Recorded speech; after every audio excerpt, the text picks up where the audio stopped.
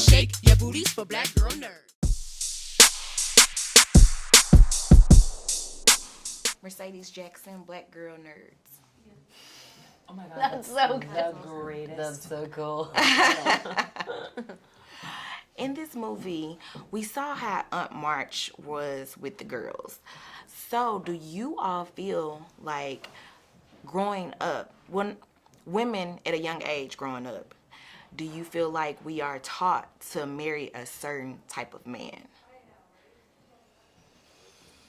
I feel like you're kind of, even if you're not taught that from your family or the people around you, you're taught that through the media, for sure. Like, the films that we've all grown up with, even if it's not well, I suppose it does ultimately kind of go towards marriage, but just like your expectation for a relationship, how a relationship is supposed to go, when it's supposed to happen, what your role is supposed to be in it. I think that, like, film and music and all that kind of has a lot to answer for.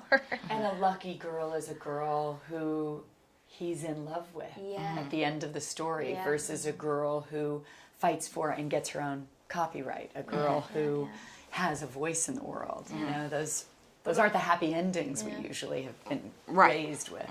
Also how young it starts. Like, I remember when I was tiny and someone saying, do you have a boyfriend? Yeah. And I remember being so frustrated by that when I was younger, because I remember thinking, like, well, what about my girlfriends? Like, why aren't you going to ask me about that? And it was always, do you have a boyfriend? Who's your boyfriend? Like, I'm sick. yeah, I'm sick. I have 5 boyfriends right now, but that's not the point. And we talked about ownership. How do you all exemplify ownership when it comes to your own business?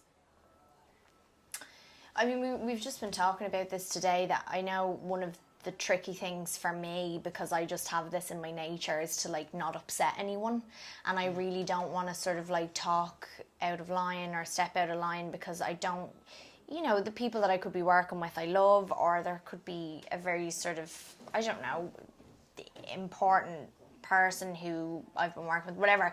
I have this thing of, I'm sort of like, oh, I don't want to upset the situation, and I've had to get over that. And one of the things that's helped me with that big time is just being fiercely protective over the work that I do. And, like I was saying, it's almost like having a baby, where you just have this, like, superhuman strength, and you're like, well, I've got to protect this thing no matter what, you know. Anybody else one day? Sure.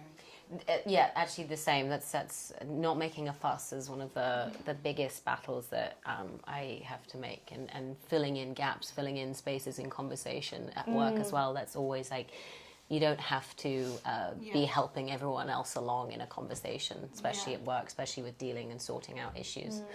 And then for me, the next piece of progress is, now that I can take ownership of what I'm fighting for, and activism as a producer, not just on set as actors, is being comfortable with the response when I'm taking ownership.